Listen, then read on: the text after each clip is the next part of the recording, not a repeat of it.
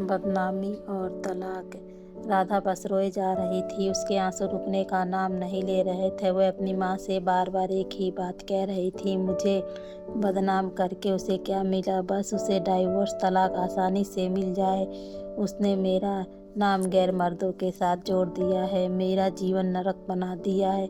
मेरा पति होते हुए भी मुझ पर इल्ज़ाम लगा रहा है। ये वही इंसान है जो कल तक मेरे लिए सब कुछ करने को तैयार था, दिन को रात कहने को तैयार था, और आज अपने अहंकार और दिखावे में मुझे तलाक दे रहा है। मेरी गलती क्या है? मैं अपनी और अपनी बेटी के लिए आवाज़ उठाना, अब लोग मुझे अजीब नज़रों से देखते हैं, गंदी बात करते हैं। रास्ते पर चलना मुश्किल हो गया है। सहेलियों ने भी मुंह फेर लिया है। बस सब लोग मुझे ही गलत समझते हैं। माँ, तुम्हारे और भाई के प्यार की वजह से ही मेरा हौसला बढ़ा है, लेकिन लोगों की निर्णय की वजह से मैं और बदनामी के डर से झुकूंगी नहीं, रुकूंगी नहीं। मैं अपने आत्मसम्मान और हक के लिए बिना थके लड़ूंगी। उस इंसान ने इंसान नहीं बन के रहने दिया। और फिर कोर्ट कचहरी के चक्कर शुरू हो गए। पैसे और समय दोनों की बर्बादी शुरू हो गई। कोई दूसरा रास्ता नहीं दिख रहा था। सबसे बड़ा दुख और झटका उसे तब लगा जब उसके पति ने उसे कोर्ट के सामने गलत और गंदी बात कहता। वो बहुत मायूस हो जाती। कभी कभी सब कुछ छोड़कर चली जाऊं, भाग जाना चाहती थी, पर उसके अंतर्मन उसे झकझोर देता। तुम ऐसे पीछे नहीं हट सकती, तुम ऐसे चुप नहीं रह सकती।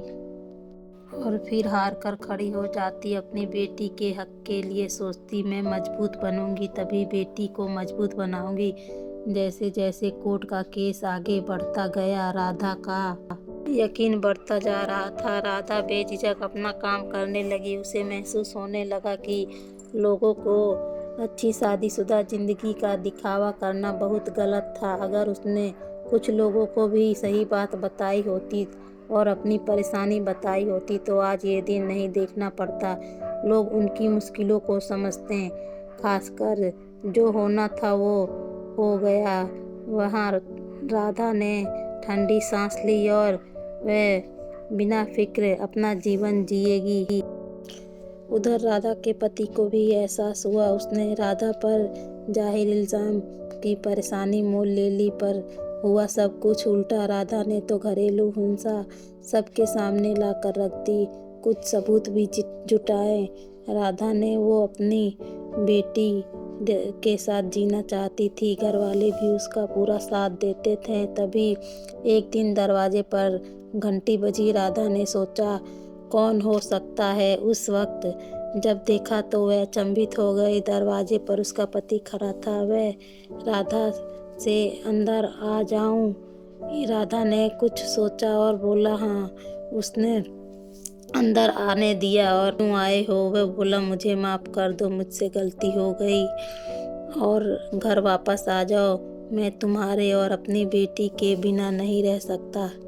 राधा ने सोचा था आज के पति के व्यवहार से पक्का फैसला लेगी, और जो हुआ सोच से बाहर था। पति का वही रूप पाया।